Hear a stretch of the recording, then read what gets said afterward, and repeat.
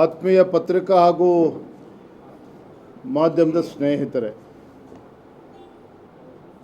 ಬಿಡದಿನಲ್ಲಿ ಸರ್ವೆಗೆ ಹೋದಂಥ ಅಧಿಕಾರಿಗಳ ಕಾರನ್ನು ತಡೆದು ಪರ್ಕೆನಲ್ಲಿ ಹೊಡೆದಿರ್ತಕ್ಕಂಥ ಘಟನೆನ ತಾವು ಉಲ್ಲೇಖ ಮಾಡಿದ್ರಿ. ಇದು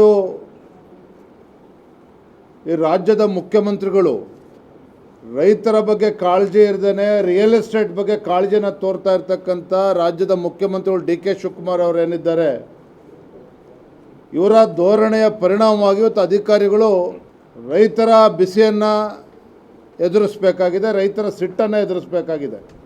ರಾಜ್ಯದ ಮುಖ್ಯಮಂತ್ರಿಗಳಿಗೆ ರೈತರ ಹಿತಾಸಕ್ತಿಯನ್ನು ಕಾಪಾಡುವಂತಹ ಒಂದು ಮೊದಲ ಆದ್ಯತೆ ಅವ್ರದ್ದು ಆಗಬೇಕಾಗಿತ್ತು. ರೈತರ ಹಿತಾಸಕ್ತಿಯನ್ನು ಬದಿಗಿಟ್ಟು ರಿಯಲ್ ಎಸ್ಟೇಟಿಂದ ಹೋಗ್ತಾ ಇರುವಂಥ ಪರಿಣಾಮವಾಗಿ ಇವತ್ತು ರೈತರು ಬೀದಿಗಿಳಿದು ಹೋರಾಟ ಮಾಡುವಂಥ ಸನ್ನಿವೇಶ ಬಿಡದಿನಲ್ಲಿ ಇವತ್ತು ನಿರ್ಮಾಣ ಆಗಿದೆ. ನಾನು ಬೀದರ್ನಲ್ಲೂ ಕೂಡ ಮಾತನಾಡ್ತಾ ಹೇಳ್ತಾ ಇದ್ದೆ, ನೂತನವಾಗಿ ಪ್ರಮಾಣ ವಚನವನ್ನು ಸ್ವೀಕಾರ ಮಾಡಿರುವಂತಹ ಮಾನ್ಯ ಮುಖ್ಯಮಂತ್ರಿಗಳು ಈ ಕಾಂಗ್ರೆಸ್ ಸರ್ಕಾರದ ಅವಧಿಯಲ್ಲಿ ಹಿಂದಿನ 3 ವರ್ಷಗಳ ಕಾಲ ಉತ್ತರ ಕರ್ನಾಟಕದ ಬಗ್ಗೆ ಯಾರು ತಲೆ ಕೆಡಿಸ್ಕೊಳ್ಳೋಕೆ ಸಾಧ್ಯ ಆಗಲಿಲ್ಲ. ಹಿಂದಿನ ಮುಖ್ಯಮಂತ್ರಿಗಳಿಗೆ ಉತ್ತರ ಕರ್ನಾಟಕದ ಅಭಿವೃದ್ಧಿಯ ಬಗ್ಗೆ ಚಿಂತನೆ ಮಾಡಲಿಲ್ಲ, ಕಲ್ಯಾಣ ಕರ್ನಾಟಕದ ಅಭಿವೃದ್ಧಿ ಬಗ್ಗೆ ಚಿಂತನೆ ಮಾಡಲಿಲ್ಲ.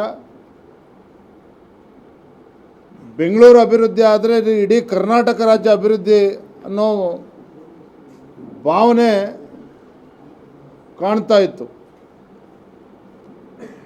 ಈಗ ಇರ್ತಕ್ಕಂಥ ಮುಖ್ಯಮಂತ್ರಿಗಳ ಧೋರಣೆಯೂ ಕೂಡ ಅದೇ ಆಗಿರುವಂಥದ್ದು.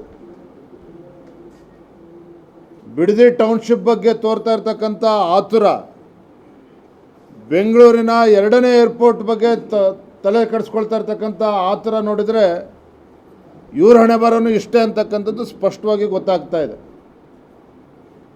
ನಾನು ಗೌರವಾನ್ವಿತ ಮುಖ್ಯಮಂತ್ರಿಗಳಲ್ಲಿ ತಮ್ಮ ಮುಖೇನ ನಾನು ಆಗ್ರಹ ಮಾಡ್ತೇನೆ. ಹಿಂದಿನೂ ಕೂಡ ಈ ಮಾತನ್ನು ಹೇಳಿದ್ದೆ, 2 ವರ್ಷದ ಕೆಳಗೆ, ಇವತ್ತು ಕೂಡ ಅನಿವಾರ್ಯವಾಗಿ ಮಾತನ್ನು ಹೇಳ್ತಾ ಇದ್ದೇನೆ. ತಾವು ಈ ರಾಜ್ಯದ ಮುಖ್ಯಮಂತ್ರಿಗಳು ಅನ್ನೋದನ್ನು ಮರಿಬಾರ್ದು.